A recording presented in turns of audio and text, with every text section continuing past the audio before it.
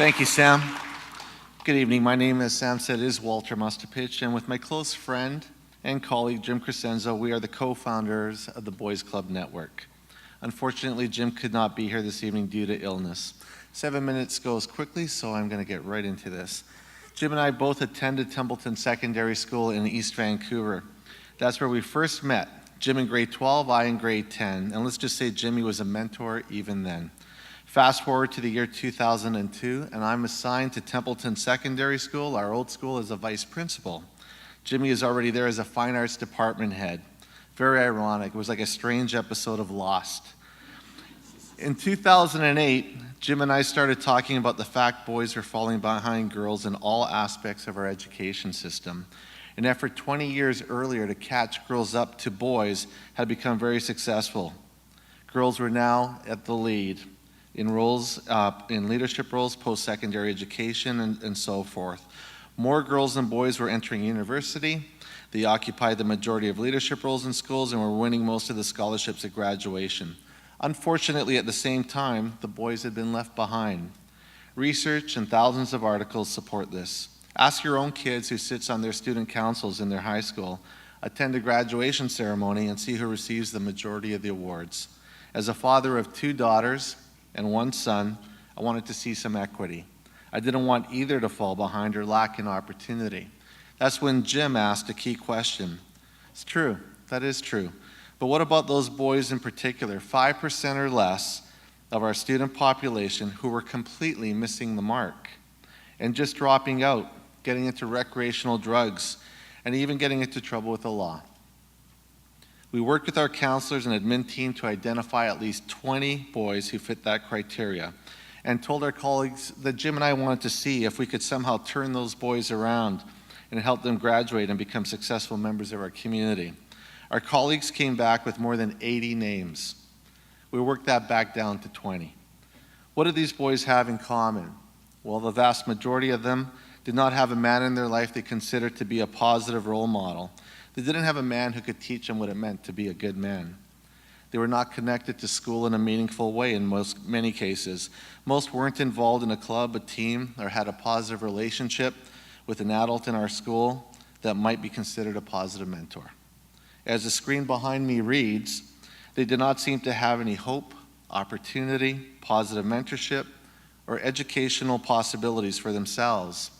They were self-medicating, learning their rules of life from peers less qualified to teach them these rules than they themselves were, and we were losing them. Much of the work that Jim and I do with the Boys Club Network is founded on Dr. Gordon Neufeld's theory of attachment. If a child can attach to a positive person, activity, or organization, they are more likely to find success in their own lives. Fast forward to the Boys Club and how it works. The rules are simple. There are only boys and men that attend our weekly meetings. Research shows that if there is a woman in the room, the dynamics change instantly. The boys are much less likely to open up. They will not disclose what is going on in their lives or how we can help. And yes, we do have 3 girls' clubs in operation working under the same guidelines with some small adaptations, experiencing similar successes. We start every meeting with food. For some of the boys, it may be the only meal of the day. For all the boys, it allows them to settle down and focus on the meeting. What is said in the room stays in the room. We need to be able to trust each other. Then we invite a guest speaker to attend our meetings on average twice a month.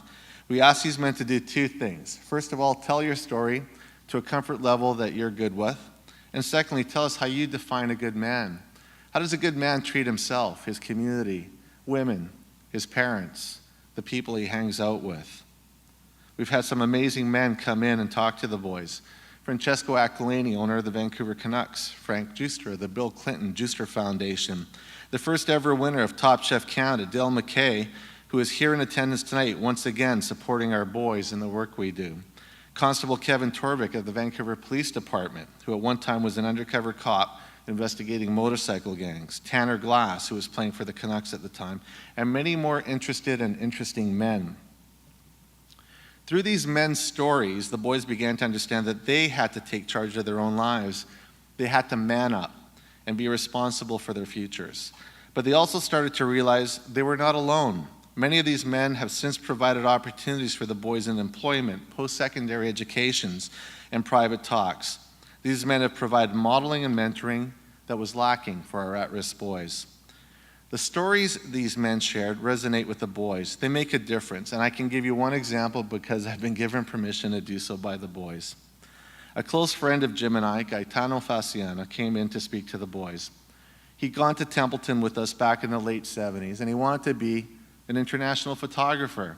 He carried a camera around with him all the time, not a popular thing to do in East Van in the 70s. Guy ended up being a world-class photographer for Vogue magazine. He showed the boys covers of beautiful women he had photographed, cover shots for Vogue, London, New York, Paris, Milan. The boys asked if he dated any of the girls on the magazine covers. All of them, he said. The boys loved it. They laughed. Then one of the boys asked, "Is that why you're here? To tell us that you've achieved your dream, you went through a few hard times back in East Van, and you've had all these amazing girlfriends?" "No," was the reply. "I'm here to tell you that I won't be back to meet with you again. I have terminal cancer. I wanted to tell you that no matter what you're going through in your lives, at least you have tomorrow. And I would give anything to have that tomorrow." You could hear a pin drop. When he left, we had a debrief with the boys. We always do after every speaker. What did you learn? The first question. The first answer summed it up. I learned that no matter how bad I think I have it, someone has it much worse. I learned that at least I have tomorrow, and I have to stop blaming my circumstances on who I am and where I'm going. I learned that I need to appreciate my health and the hope that I have. I will be a success. I owe that much to myself and to people like Gaetano. We've developed a partnership with BCIT. It's a 3-year pilot project, and they've guaranteed $16,000 in scholarships annually to graduates of the Boys Club. 6 of our boys have either gone through BCIT or are currently enrolled. Their lives are being changed forever through their partnership with BCRT. They are doing well. We have a website, which you can see back here as well, boysclubnetwork.com, which you can see on the screen. Check it out. It has far more information than I can cover in 7 minutes here this evening. We've also developed a play using professional actors underwritten by Francesco Aquilini, based on the real-life stories of 4 of our graduate boys. Judy Hager is also a big supporter of our program and has helped fund that play. Our play is titled Man Up. Ironic. It will be seen by a few thousand high school students from Whistler to Surrey and is being staged in the drama studio at Templeton Secondary School. It looks like something right out of New York City. And 1 week at the K. Meek Center, their theater in West Vancouver. All boys need hope, opportunity, positive mentors, education. Hey, and let's add to that list a little bit of love. We currently operate in 3 school districts, 5 schools, and we have 7 more schools pending. These schools can be found in all of our neighborhoods. Our goal is to grow the Boys Club to a Canada-wide network. The issues we face with our Boys Club members are universal, and the problems cross all socioeconomic categories.